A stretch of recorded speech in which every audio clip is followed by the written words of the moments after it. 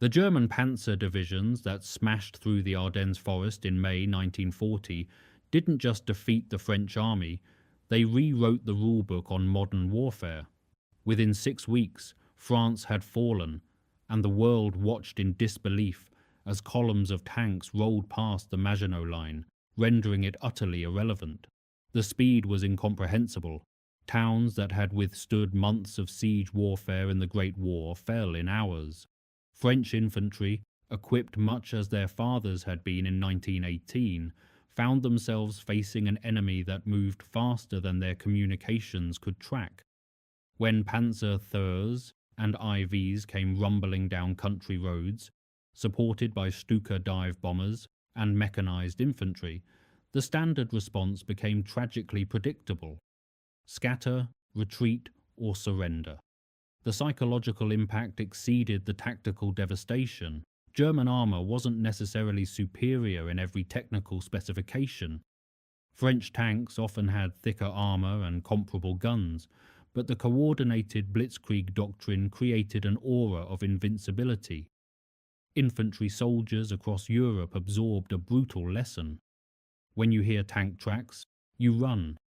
Anti-tank rifles, the standard issue for most armies, proved woefully inadequate against anything but the lightest German vehicles. The British Expeditionary Force, fighting alongside French units, experienced this terror firsthand. Their boys' anti-tank rifles, weighing 36 pounds and firing a 55-inch round, could theoretically penetrate 21 millimeters of armour at 100 yards. German Panzers arriving in 1940 carried 30 millimeters of frontal armour. The mathematics were brutally simple. At Dunkirk, between 26 May and 4 June 1940, the British Army executed the largest military evacuation in history. They rescued 338,226 soldiers from the beaches, but they left behind virtually all their heavy equipment: tanks, artillery pieces, vehicles, all abandoned. The anti-tank guns that might have given infantry a fighting chance against German armour sat rusting on French soil. Britain now faced the genuine possibility of invasion, and the forces defending the island possessed almost nothing capable of stopping a panzer column. The German High Command began planning Operation Sea Lion, confident that if their forces established a beachhead, British infantry would crumble before their armoured spearheads, exactly as the French had done. This wasn't mere propaganda, it was based on observed reality.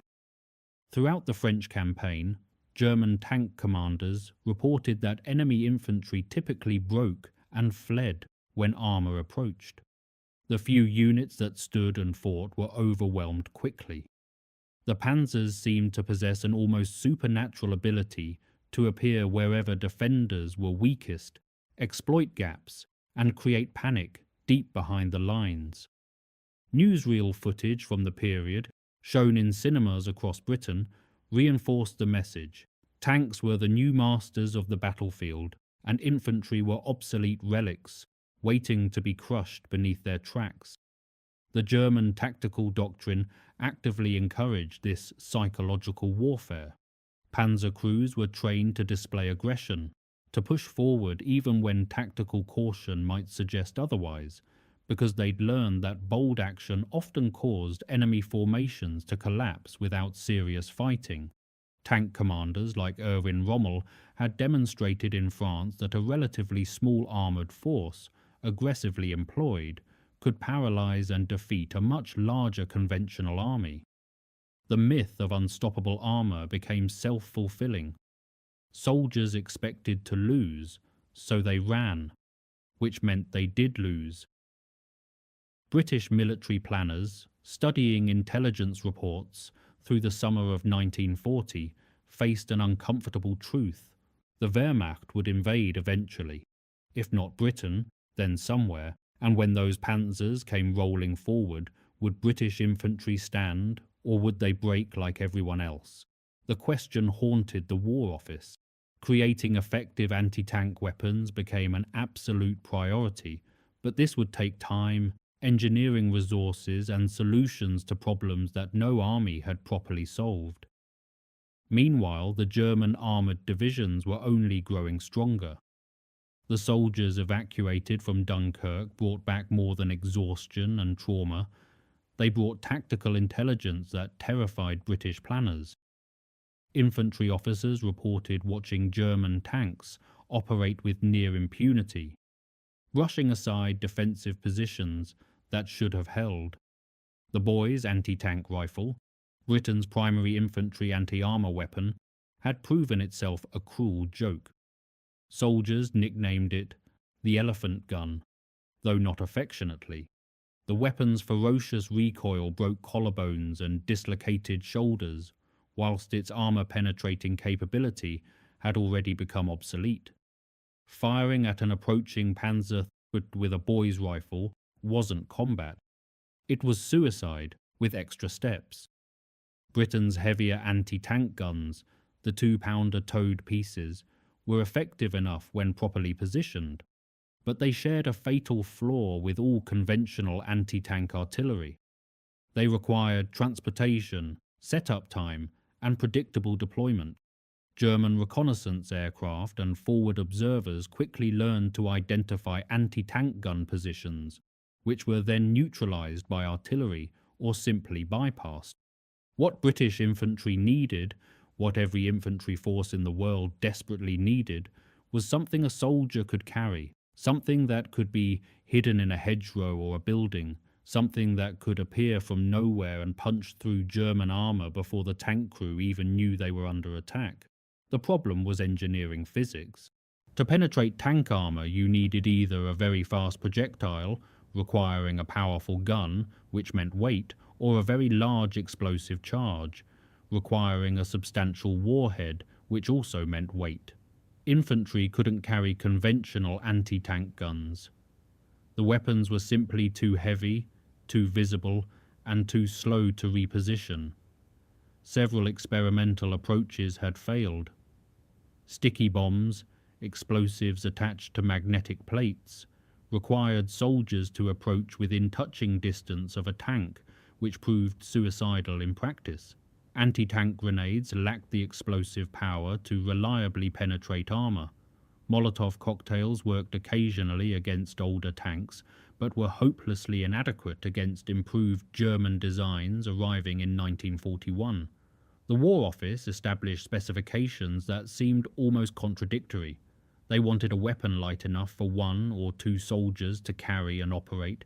It needed to penetrate at least 75 millimeters of armour, enough to threaten any German tank currently in service. The effective range should reach at least 100 yards, giving infantry some standoff distance. It had to be simple enough that conscripts could learn to use it quickly, reliable enough to function in mud, rain, and cold, and cheap enough to manufacture in the thousands. Oh, and Britain's industrial capacity was already stretched desperately thin, producing aircraft, ships, and conventional weapons. Whatever they designed couldn't require exotic materials or complex machining. Multiple design teams attacked the problem through 1940 and 1941. One approach used a spigot mortar principle, where the projectile fitted over a central rod rather than being fired from inside a barrel. This allowed for a much larger warhead relative to the launcher's size. Another team investigated shaped charge warheads, which focused explosive force into a narrow jet capable of burning through armour. The Monroe effect, discovered decades earlier but not widely exploited, offered a potential solution. A hollow cone of metal, lined with explosive, could penetrate armour far thicker than conventional explosives of the same weight. The physics involved converting explosive energy into a hypersonic jet of molten metal, reaching temperatures above 5,000 degrees Celsius and pressures exceeding 300,000 pounds per square inch. By early 1942, these experimental strands were converging into a single, peculiar weapon. Lieutenant Colonel Stuart Blacker, a somewhat eccentric ordnance officer, championed a design that used a massive coiled spring as its propulsion system. Yes, a spring, like an enormous mechanical catapult. Chemical propellants were in short supply, controlled substances requiring careful handling and storage. A steel spring could be manufactured in any factory with metalworking capability, required no special storage, and couldn't accidentally explode. The idea sounded absurd until you examined the mathematics. A powerful spring, wound tight and released suddenly, could launch a 3-pound warhead with sufficient velocity to be effective at combat ranges. Testing through 1942 showed promise, though promise is perhaps generous. Early prototypes were dangerous to their operators, temperamental, and sometimes refused to fire at all. But they did occasionally punch through armor plate in trials, and that was more than any other man-portable option could claim. The projector, infantry, anti-tank, soon abbreviated to PIAT, emerged from its trials in late 1942, looking like no weapon anyone had seen before. At 32 pounds unloaded, it resembled a metal tube with a shoulder pad at one end and a trough on top for the bomb. The engineering was genuinely innovative, even if the operators would come to hate it. Inside that tube sat a spring weighing several pounds, compressed with such force that cocking the weapon required the operator to lie on their back, place both feet on the shoulder rest, and pull the cocking lever with their entire body weight. A soldier pulling on that lever was essentially deadlifting the weapon whilst simultaneously compressing a spring designed to generate enough force to hurl a 3-pound projectile 115 yards. The shaped charge warhead represented the weapon's true genius. The bomb itself measured 9 centimeters in diameter, far larger than anything a conventional rifle-caliber weapon could fire. Inside the warhead's nose cone sat a copper liner, shaped precisely into a cone. When the explosive detonated, the physics became almost beautiful in their violence. The blast wave collapsed the copper cone from the outside, squeezing it into a jet that moved at approximately 8,000 meters per second, about 25 times the speed of sound. This superheated jet could penetrate 75 millimeters of armor plate at a 90-degree angle, and importantly, the penetration didn't depend on the projectile's velocity. The PIAT bomb could travel relatively slowly and still punch through tank armor, which meant the spring propulsion system could actually work. But the weapon's peculiarities extended beyond its loading mechanism. Unlike conventional guns, the PIAT didn't use a trigger in the traditional sense. When fired, the spring drove a firing pin forward into a shotgun-style primer on the bomb's tail. The bomb launched forward whilst the spring and firing mechanism recoiled backward inside the tube. This recoil automatically recocked the weapon, theoretically. In practice, if the bomb failed to launch properly, or if the operator didn't hold the weapon firmly enough, the spring wouldn't compress for the next shot, and the whole agonizing cocking procedure had to be repeated. The recoil itself was legendary. Veterans described it as being kicked by a horse directly in the shoulder. Firing while standing was inadvisable unless you enjoyed being knocked flat on your back. Production began in earnest in early 1943. British factories churned out PIATs by the thousands, whilst training courses attempted to teach soldiers how to use this peculiar weapon effectively. The training manuals read like cautionary tales. Never fire from an enclosed space. The backblast could kill you. Never lean the weapon against anything whilst loaded. It might discharge. Always ensure the bomb is fully seated in the trough. A partially loaded bomb could detonate immediately. Keep the spring mechanism clean and lightly oiled, but not too oily, or it won't compress properly. In cold weather, the spring loses tension. In hot weather, the lubricants can cause malfunctions. Effective range is 100 yards, but accuracy at that distance is optimistic at best. For reliable hits, get within 50 yards. For guaranteed penetration, get closer still. The weapon's official designation caused some confusion. Calling it a projector rather than a launcher or gun was bureaucratic peculiarity. Perhaps the War Office wanted to avoid comparisons with proper anti-tank guns. Infantry, meanwhile, developed their own terminology. Some called it the PIAT bomb thrower. Others used less printable names after experiencing the shoulder-bruising recoil or wrestling with the cocking mechanism in the middle of a firefight. But unlike the boys' anti-tank rifle, which soldiers abandoned whenever possible, the PIAT earned grudging respect. It was brutish, uncomfortable, and difficult, but it worked. When a PIAT bomb hit a tank properly, the results were devastating. By mid-1943, PIATs were being distributed to infantry battalions heading for the Mediterranean theatre. Each weapon came with a canvas carrier bag, several bombs, and minimal training. The shaped charge warheads were sensitive to impact and had to be handled carefully during transport. The bombs themselves looked almost comical, bulbous heads on stick-like tails, more like oversized darts than proper ammunition. Soldiers quickly learned that the bombs could be devastating against more than just tanks. Fortified positions, concrete bunkers, and even buildings could be engaged effectively. The PIAT's versatility began to emerge in combat, though its primary purpose remained clear: give infantry a fighting chance when German armour appeared. The PIAT received its baptism of fire in Sicily during Operation Husky, the Allied invasion beginning on 10th of July 1943. British infantry going ashore carried these unfamiliar weapons with a mixture of curiosity and skepticism. The Sicily campaign presented ideal conditions for testing the PIAT's capabilities: narrow roads, stone-walled villages, terraced hillsides where tanks were channeled into predictable routes. German and Italian armoured units defending the island soon learned that British infantry no longer simply scattered when tanks approached.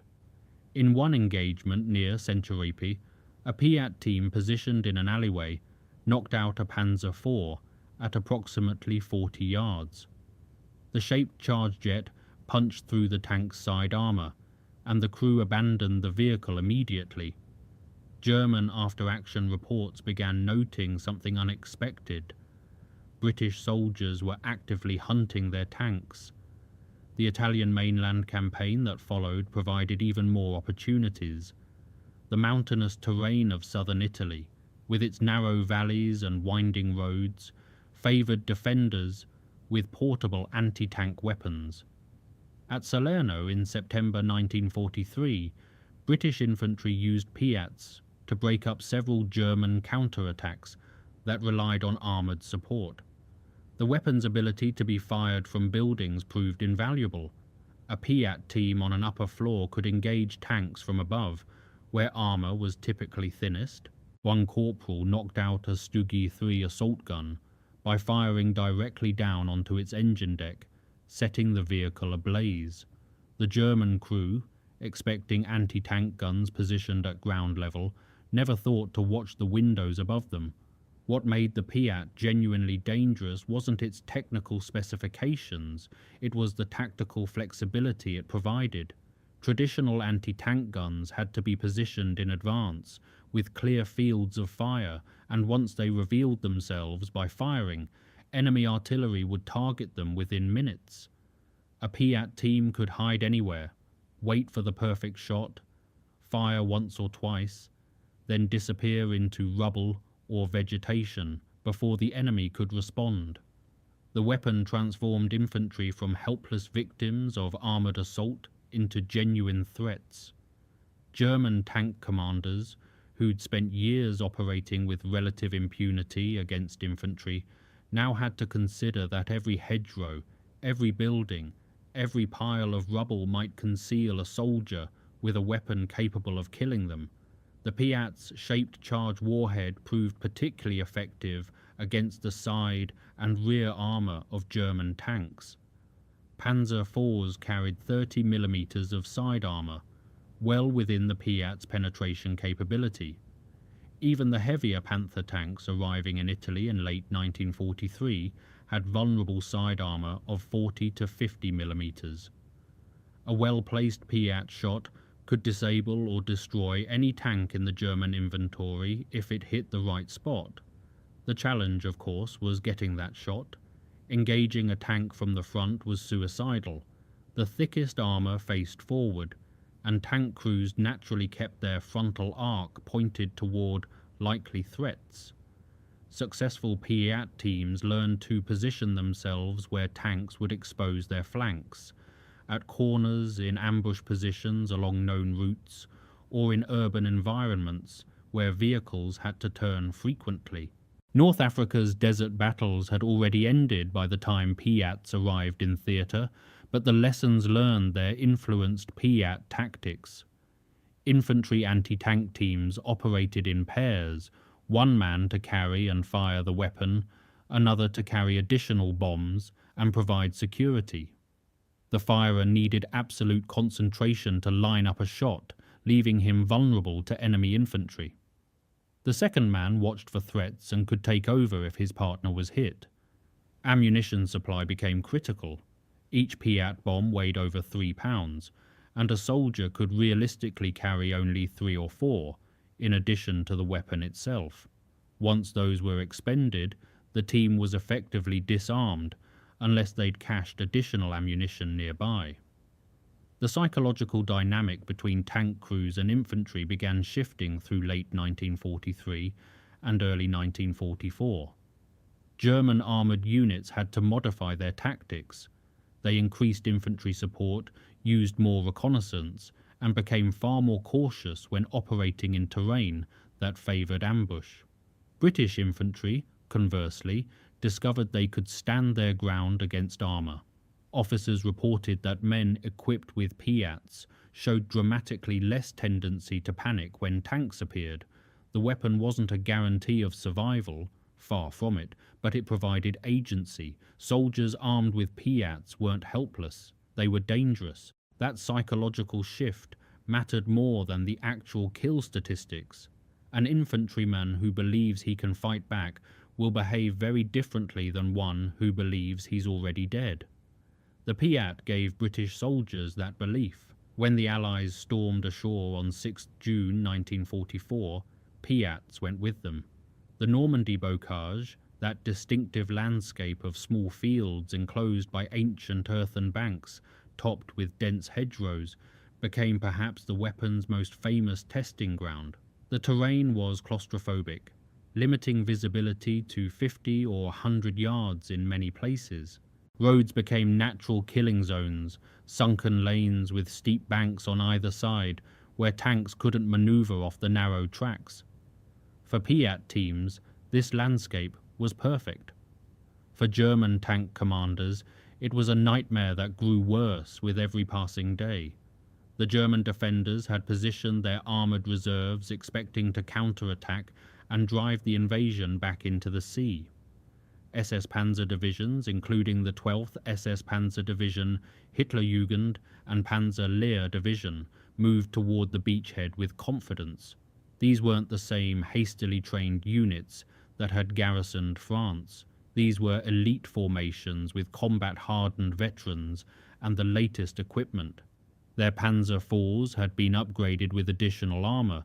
Their Panthers were arguably the finest medium tanks in the world. Their Tiger tanks were mobile fortresses. And yet, as these formations engaged British and Canadian forces pushing inland from the beaches, they discovered something unexpected. The infantry wouldn't run.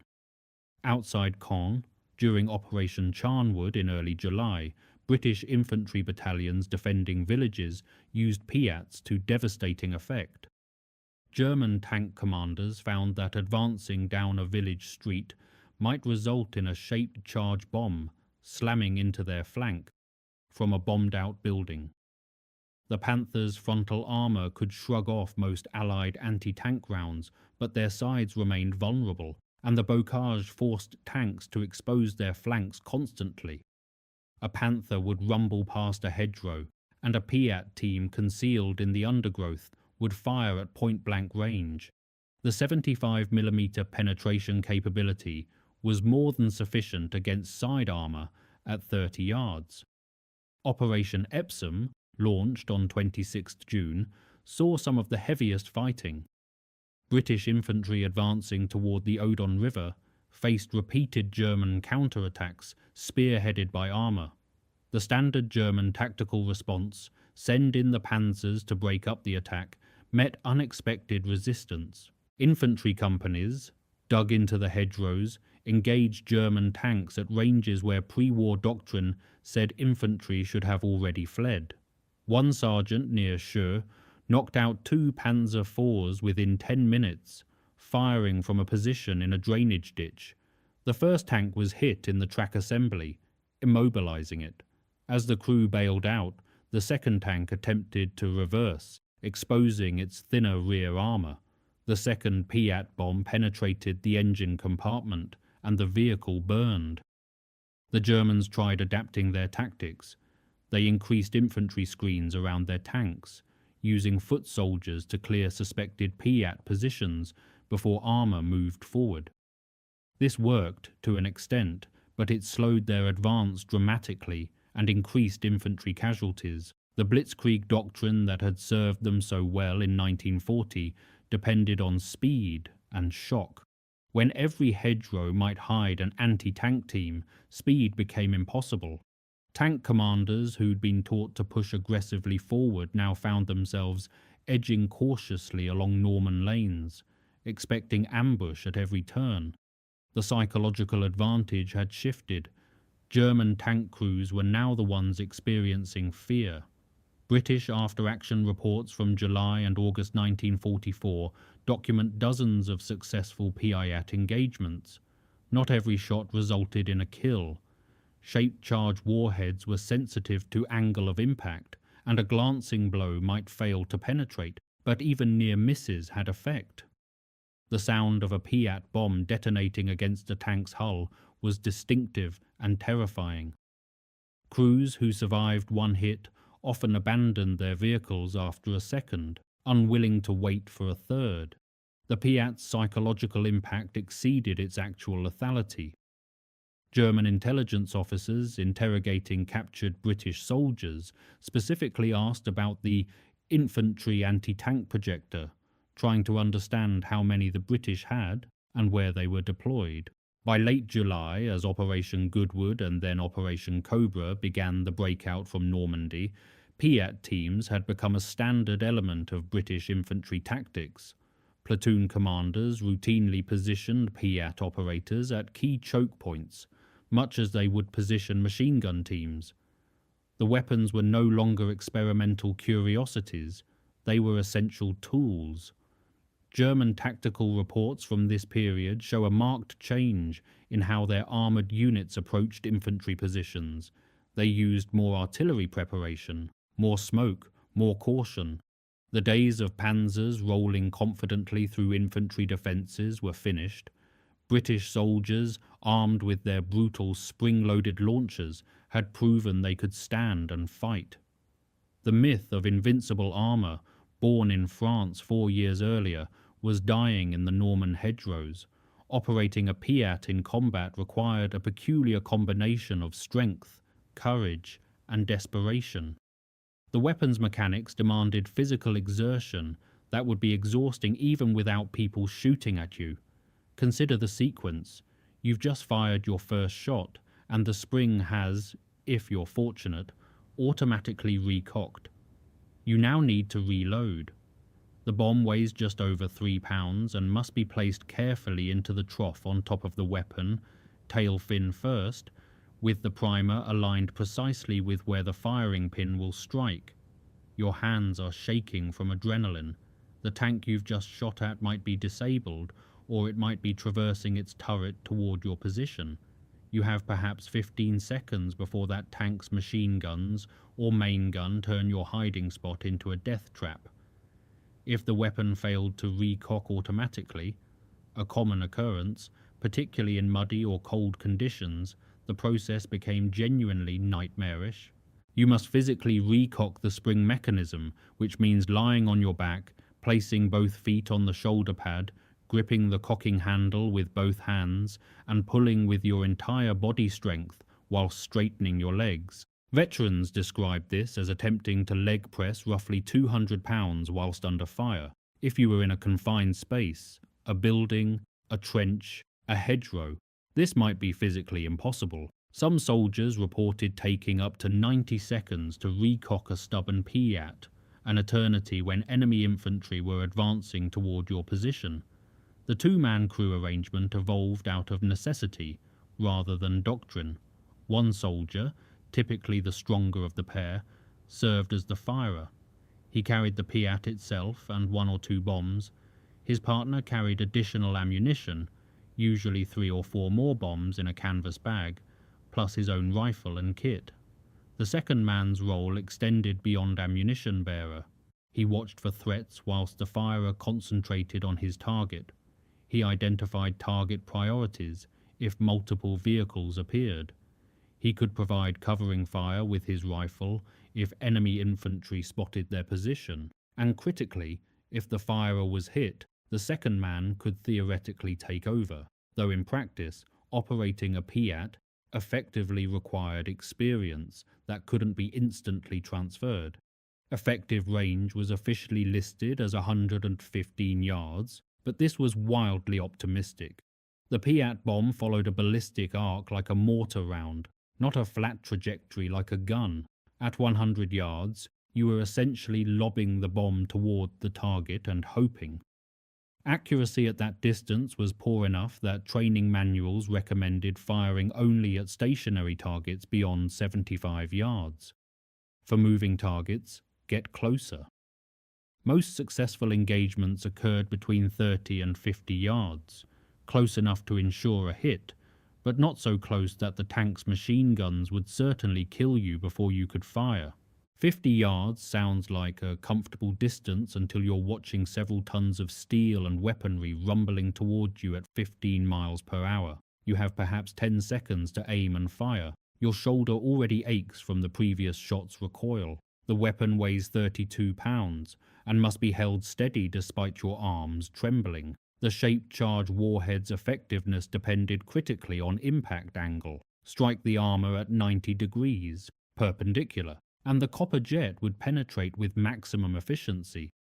Hit at an oblique angle, and the jet might glance off or fail to penetrate completely. This meant waiting for the perfect shot, rather than firing as soon as the target appeared. A tank approaching head-on presented its thickest armor and the worst angle. Wait for it to pass, exposing its side. Better yet, position yourself where the tank must turn, momentarily stopping and presenting a stationary target with vulnerable side armor. This required understanding tank tactics, terrain, and timing. It required nerves that most humans don't naturally possess. The physical toll on PIAT operators was substantial. The recoil caused shoulder bruising that veterans described as resembling severe impacts. After firing 4 or 5 bombs in quick succession, your shoulder might be so badly bruised that lifting the weapon became agonizing. Some soldiers developed techniques to distribute the recoil, firing from prone positions, bracing the weapon against solid objects, but every shot still delivered a punishing blow. The cocking mechanism caused its own injuries. Soldiers reported pulled muscles, strained backs, and in some cases, hernias from repeatedly operating that vicious spring. The weapon demanded you be in peak physical condition, yet it was being operated by men who might not have eaten properly in days, who were exhausted from continuous combat, who carried 60 pounds of kit in addition to the PIAT itself. Yet for all its brutality, the PIAT worked. That's what kept soldiers using it, despite the discomfort, despite the danger, despite the physical punishment. When that shaped charge warhead connected properly with a Panzer's side armor, the results justified everything. The jet of superheated copper would punch through steel, and the pressure wave inside the tank would kill or maim the crew, ignite ammunition, rupture fuel tanks. A successful PIAT shot meant one less tank trying to kill you. The village of Villers-Bocage, on 13th June 1944, became one of the PIAT's most famous proving grounds, though not in the way anyone expected. The 7th Armoured Division, the famed Desert Rats, had pushed forward aggressively, attempting to outflank German positions around Caen.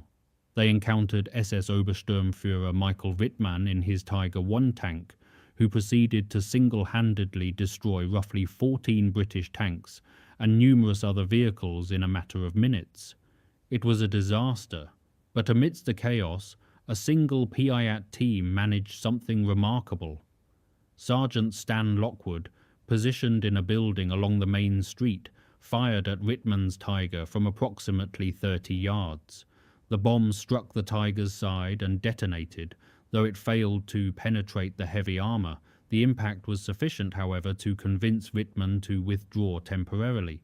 That PIAT shot didn't kill the Tiger, but it demonstrated that even the most fearsome German tank wasn't invulnerable to a determined infantryman with the right weapon.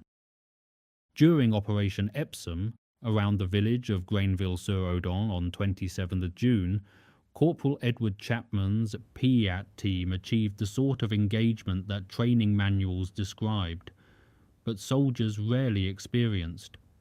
His position, concealed in a destroyed farmhouse, overlooked a junction where German counterattacks had to turn their tanks. A Panzer IV approached the corner, slowed to navigate the turn, and exposed its side armour at approximately 40 yards. Chapman fired, and the shape-charged jet penetrated just below the turret ring. The tank stopped immediately, smoke pouring from the hatches. As the crew bailed out, a second Panzer IV appeared, following the same route. Chapman's loader had already positioned another bomb. The second shot struck the track assembly, immobilizing the vehicle. Chapman's citation for the military medal noted that he'd held his position despite being under sustained small arms fire, waiting for the exact moment when his targets were most vulnerable. The fighting around Hill 112, that desperately contested piece of ground southwest of Caen, saw PIATs prove their worth repeatedly through late June and early July. The hill changed hands multiple times, with German armoured counterattacks attempting to dislodge British infantry who'd clawed their way to the crest. On 29th June, a company of the Duke of Cornwall's light infantry faced a counterattack by Panthers from the 9th SS Panzer Division. The infantrymen, dug into hastily scraped trenches, watched the Panthers approach across open ground. Standard doctrine said they should withdraw. Infantry couldn't hold against Panthers. They didn't withdraw.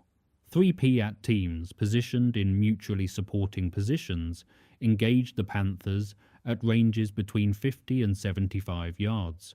One Panther took a direct hit on its side armour and was knocked out.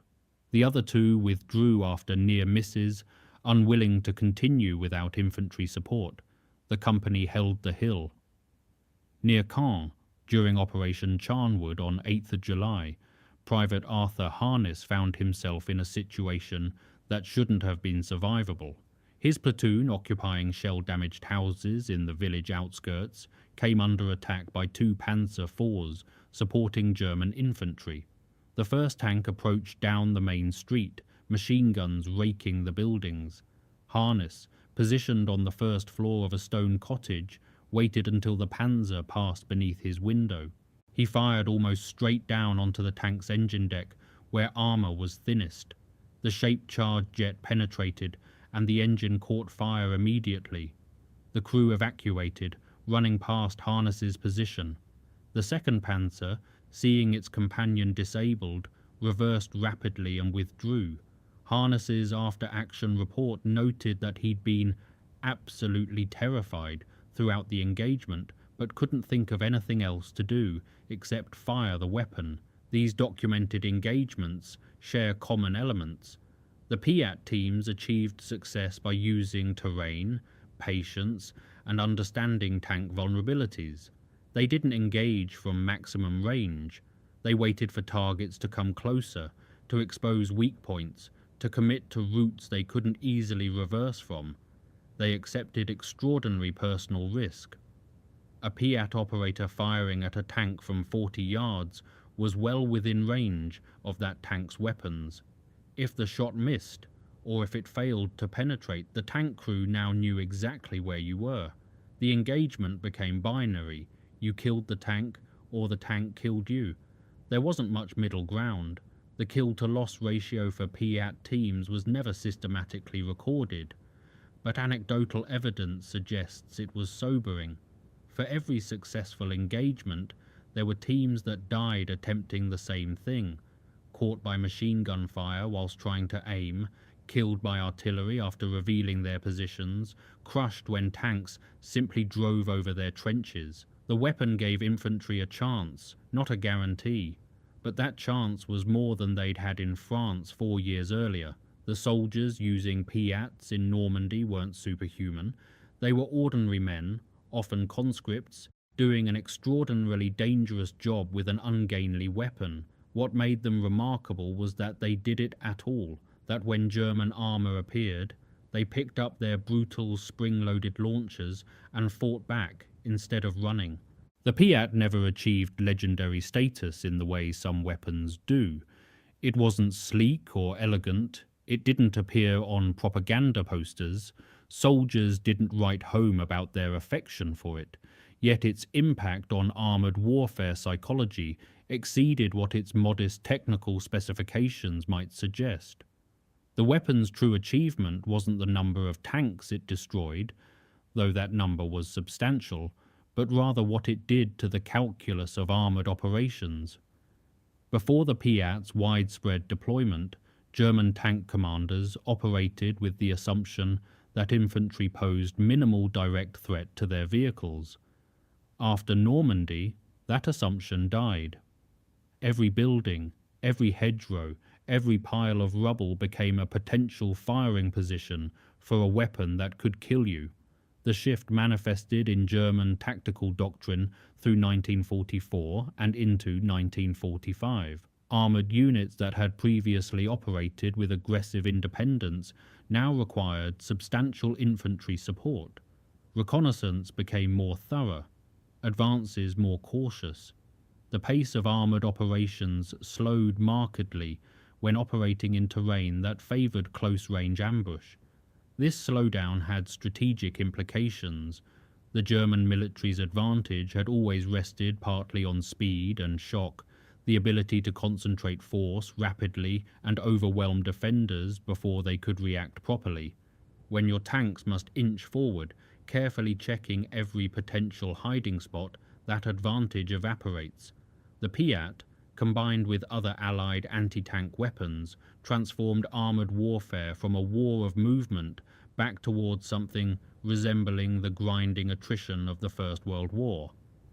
British infantry psychology underwent an equally profound transformation.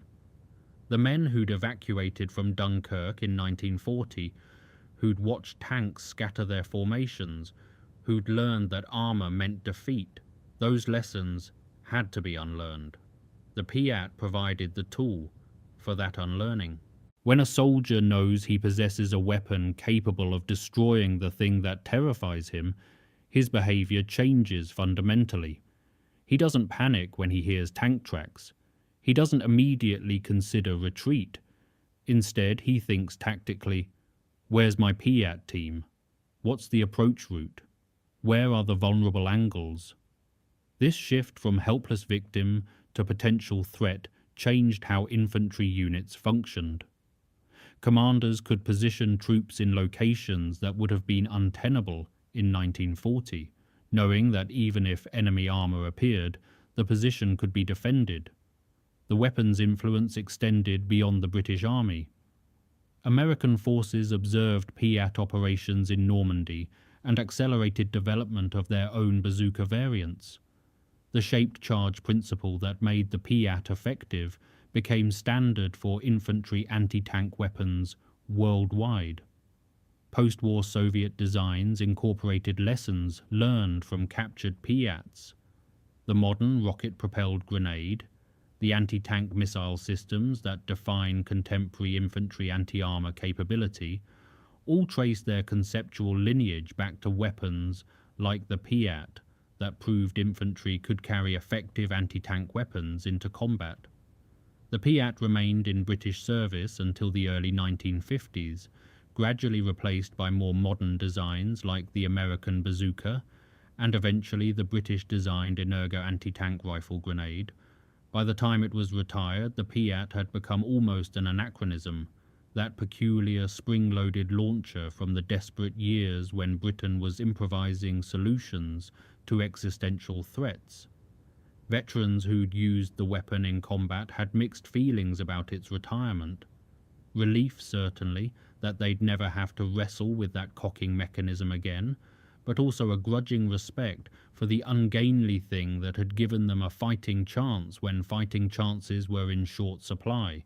The statistical record of PIAT effectiveness remains incomplete.